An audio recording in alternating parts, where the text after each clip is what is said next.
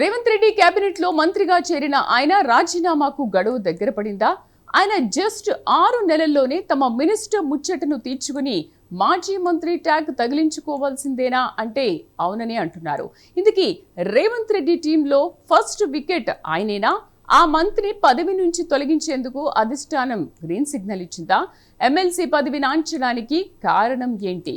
ఆయనకు మంత్రి పదవి 3 నాళ్ల ముచ్చటేనా? హరికృష్ణ ఫార్ములాను ఈ మంత్రిపై ప్రయోగిస్తారా? ఇప్పటికే మంత్రిగా ప్రమాణ స్వీకారం చేసి చట్టసభ సభ్యుడయ్యేందుకు 4 నెలలుగా ఎదురు చూస్తున్న ఆ మంత్రి భవితవ్యం ఏంటి? అసలు కాంగ్రెస్ పెద్దలు ఏ ఆలోచనలో ఉన్నారో అన్నది ఇప్పుడు చూద్దాం.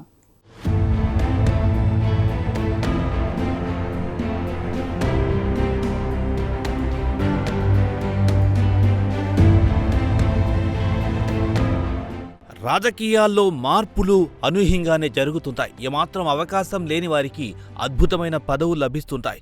ఎప్పటినుంచో కష్టపడే వారికి ఎప్పటికీ పదవులు రావు. అయితే ప్రస్తుతం తెలంగాణలో ఉన్న అధికార కాంగ్రెస్ పార్టీకి కొత్త సమస్యలు ఎదురవుతున్నాయి. గ్రేటర్ హైదరాబాద్లోని 3 మున్సిపాలిటీల్లో ఎన్నికలు త్వరలో జరిగే అవకాశం ఉంది. ఈ నేపథ్యంలో రాజకీయంగా హైదరాబాద్ను కైవసం చేసుకోవడానికి కాంగ్రెస్ పార్టీ ప్రయత్నాలైతే ప్రారంభించింది. ఇక హైదరాబాద్ నుంచి కాంగ్రెస్ పార్టీకి ఉన్న ఏకైక మంత్రి మహమ్మద్ అజారుద్దీన్ మాత్రమే. జూబ్లీహిల్స్ ఎన్నికల ముందు రాజకీయంగా జరిగిన పరిణామాల నేపథ్యంలో ఆయనకు మంత్రి పదవి లభించింది. సరే, ఆయన వల్ల జూబ్లీహిల్స్ ఎన్నికల్లో కాంగ్రెస్ పార్టీ లాభపడిందంటే ఆ పార్టీ నేతలు ఎవ్వరూ కూడా ఒప్పుకోరు. ఎలాగో ఎన్నికల్లో కష్టపడి కాంగ్రెస్ పార్టీ విజయం సాధించినప్పటికీ అసలు మహమ్మద్ అజారుద్దీన్ ప్రభావం హైదరాబాద్ మీద ఏమాత్రం కనిపించట్లేదని గ్రేటర్ నేతలు అంటున్నారు.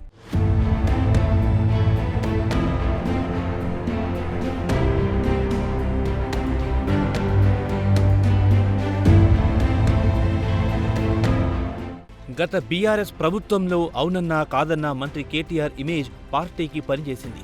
సిటీలో మంత్రిగా ఉన్న తలసాని శ్రీనివాస్ యాదవ్ ఇమేజ్ కూడా తోడయింది.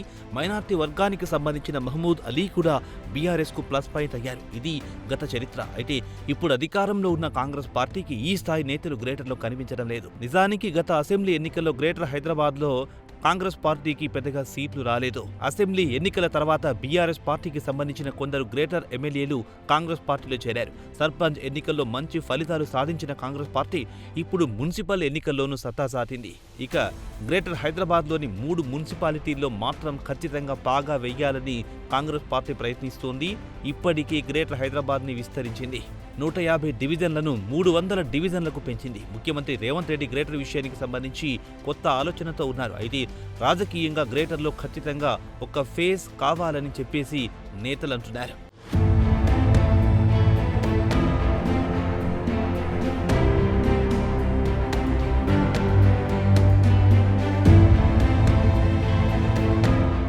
అయితే ఆ ఉద్దేశంతోనే గతంలో మహమ్మద్ అజారుద్దీన్కి క్యాబినెట్లో అవకాశం ఇచ్చినప్పటికీ ఇన్ఫాక్ట్ మాత్రం కనిపించడం లేదు. క్రికెట్ బ్యాడ్మింటన్గా మంచి ఇన్నింగ్స్ను ఆడిన మహమ్మద్ అజారుద్దీన్కి రాజకీయ ఇన్నింగ్స్లో మొదటి నుంచి తడబడుతున్నారు. ఈ పరిస్థితుల నేపథ్యంలో గ్రేటర్ ఫేస్ కొరకు ప్రస్తుతం పార్టీ అన్వేషిస్తున్నట్టు ప్రచారం జరుగుతుంది. అయితే మహమ్మద్ అజారుద్దీన్ని పక్కన పెట్టి వేరొకరికి ఇప్పుడు క్యాబినెట్లో వెంటనే అవకాశం ఇచ్చే పరిస్థితి కనిపించడం లేదు. మరోవైపు మహమ్మద్ అజారుద్దీన్ విషయంలో తొందరపడ్డామన్న అభిప్రాయం కూడా కొందరిలో వ్యక్తమవుతుంది. అయితే జూబ్లీహిల్స్ ఉప ఎన్నికల సమయంలో ఎంఐఎం పార్టీ ఒత్తిడి మేరకే మహమ్మద్ అజారుద్దీన్ను క్యాబినెట్లో తీసుకున్నారన్న వాదన బలంగా ఉంది. చాలామంది కాంగ్రెస్ నేతలు దీనికి మొదట అంగీకరించినప్పటికీ అధిష్టానం నుంచి గ్రీన్ సిగ్నల్ రావడంతో అందరూ సైలెంట్గా ఉండిపోయారు.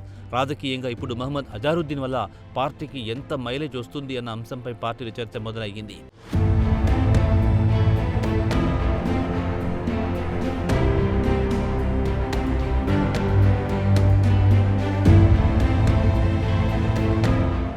ఇక మంత్రి అజారుద్దీన్కి మంత్రి పదవి చేపట్టి 4 నెలలు మాత్రమే అయ్యింది. అయితే ఆయన ఈ రోజుకి ఏ చట్టసభలో సభ్యుడు కారు. రాజ్యాంగం ప్రకారం మంత్రి పదవిలో కొనసాగాలంటే ఎమ్మెల్యే కానీ ఎమ్మెల్సీ కానీ అయి తీరాలి. కానీ ఇప్పటికీ ఆయనకు ఎమ్మెల్సీగా నామినేట్ చేయడం కానీ అవకాశం ఇవ్వడం కానీ చేయలేదు. దాంతో అజారుద్దీన్ మంత్రి పదవి 3 నాళ్ల ముచ్చటే అని అంటున్నారు. ఆయనకు ఎమ్మెల్సీ ఇవ్వలేదని, అందువల్ల మరో 2 నెలల్లో ఎమ్మెల్సీ కాకపోతే తప్పకుండా మంత్రి పదవి పోతుందని పొలిటికల్ సర్కిల్స్లో జోరుగా చర్చ జరుగుతుంది. ఇప్పటికే మంత్రిగా ప్రమాణ స్వీకారం చేసి చట్టసభలో సభ్యుడయ్యేందుకు 4 నెలలుగా ఎదురు చూస్తున్న అజార్ భవితవ్యం ఏంటిదనేది $1 మిలియన్ ప్రశ్న.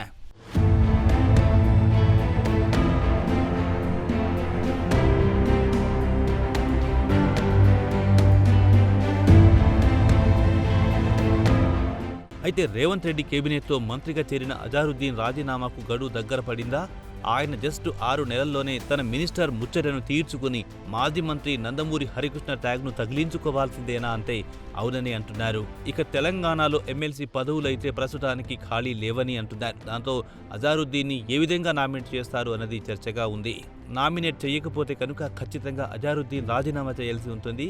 మరి కాంగ్రెస్ పెద్దలు ఏ ఆలోచనలో ఉన్నారు అన్నది చూడాలని అంటున్నారు. మొత్తానికి జీహెచ్ఎంసీ ఎన్నికలు సమీపిస్తున్న వేళ గ్రేటర్లో మహమ్మద్ అజారుద్దీన్ అంశం మరోసారి తెరపైకొచ్చింది. మరో 2 నెలల్లో ఉభయ సభల్లో ఎక్కడో ఒక చోటు కల్పించకపోతే ఈయన రాజీనామా చేయక తప్పదు. కావున ఈ విషయంపై పార్టీ అధిష్టానం ఎలా నిర్ణయం తీసుకుంటుందో వేచి చూడాలి.